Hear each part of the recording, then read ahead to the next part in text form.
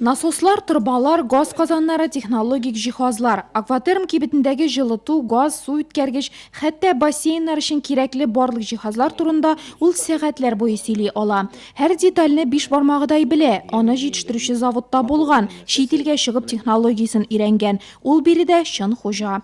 Әйтик, ел сайын Мәскәүдә жылыту җайланмалары күргәзмәсендә катнаша. Шәхсән Италиянең Бакси, Аристон заводларында булган.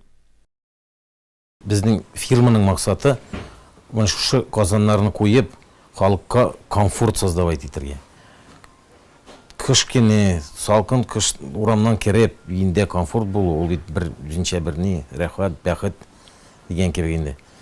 И біз шушай казаннарын қойғанда да, ясанда да, халыққа предлагает біз условиялар максимальный комфортность болсын деп.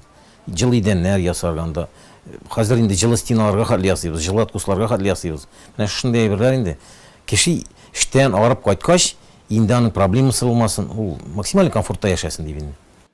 Бүген үзен газ казаннары патшасы итеп хис итсә дә, үз эшен башлап җибәрү җиңел генә булмый. Әхмәт авылы егете Нурлатның беренче мәктәбен тәмамлагач, Васильева бистәсенең автомобиль транспорты техникумында белем ала. Аннан армиягә китә. 8 еллап Нурлат автомобиль транспорты предприятиесендә хезмәт куя. 10 еллап Нурлат җылылык шелтәрләре предприятиесендә механик вазифасын үти.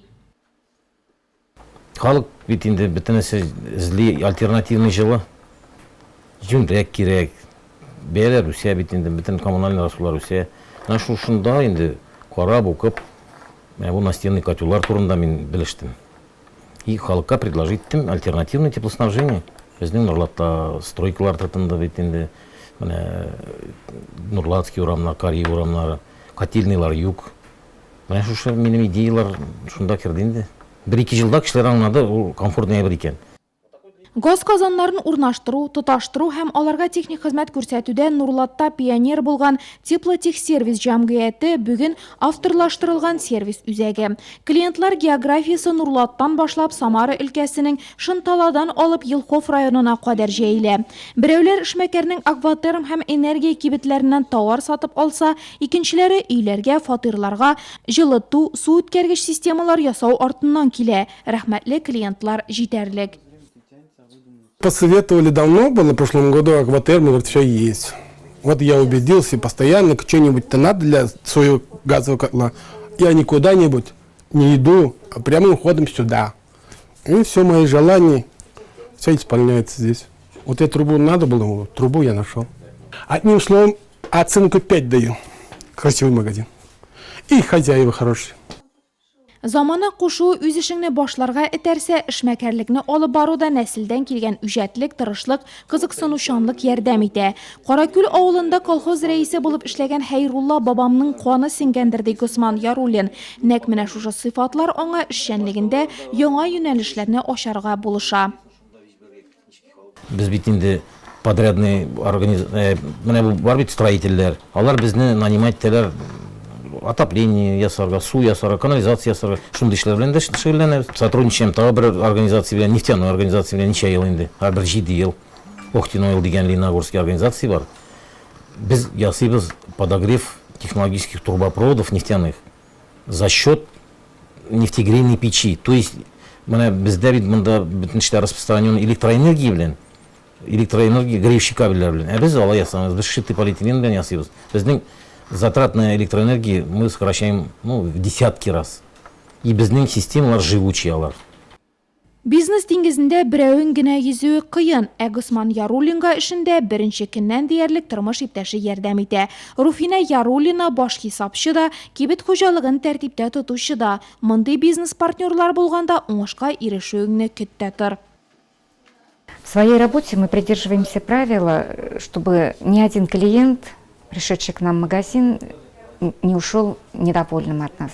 Стараемся, чтобы все были как бы удовлетворены. Любые запросы стараемся выполнить клиента. Для нас самые важные клиенты. Безнең кибеткә керәләр, кешеләр алалар. Кибетчеләребез бик яхшы. Килгән кешеләрне биреп җибәрмиләр. Аллага шөкер, бөтенесен принимать итәләр. Безнең Гусман Гомерович тоже Аллаға шүкір. Рафиназов фарм тоже недовольны гына кіруші кішілеріміз жоқ. Бітінесі кіріп, довольны етіп алып шығып кетелер бітін әйбірлерін. Ненде әйбірлер сырылар, шош әйбірлеріміз бар бізде. Хезмәткәрләргә гадел, клиентларга ачык, үз-үзенә таләпчән, эзләнүчән. Бу көннәрдә 50 яшын тутырган Госман Яруллин кешеләр яшәешен уңайлы, җылы, заманча итүдә яңа идеяларны тормышка ашырудан туктамый. Шулай да беләсебез килә, газ казаннары патшасы өйдә ниндирәк кеше. На работе, конечно, Гусман очень ответственный и как бы строгий начальник. Старается и хочет, чтобы как бы и на работе было все у него в порядке, все было хорошо. А дома немножко, конечно, он расслабляется. На работе он много говорит, он со всеми разговаривает, все объясняет. Дома он, конечно, уже больше молчит. Очень любит и сына приобщил. И зимой вот он ездит кататься, отдыхать на горных лыжах. А летом ему, конечно, нравится, утром рано он встает, в 4 часа встает и выходит в сад. Ему нравится ухаживать за своим садом. И у него там газоны выращивает он, и все, в общем, поливочную всю систему он сделал по-новаторски. Все, везде распылители, чтобы, нравится вот в саду ему. С утра он с 4 утра в саду. Эшендә камиллек, шәхси тормышын да идеаль рәвештә алып бара. Улы Булат быел 11 сыйныфта укый. Кызы Индира финанс институтын тәмамлаган. Быел грант буенча чит илдә магистратурада укыячак. Гаилә җитеш, эштә тәртип булгач, күңел биреп эшлисе килеп кенә тора шул. Госман Яруллин моны яхшы белә. Шуңа да төшерү процессының бетүендә көтеп тормыйча, ул кабат юлга чыгып китте. Яңа ачышлар эзләп, яңа җиһазлар артыннан яңа планнар корып.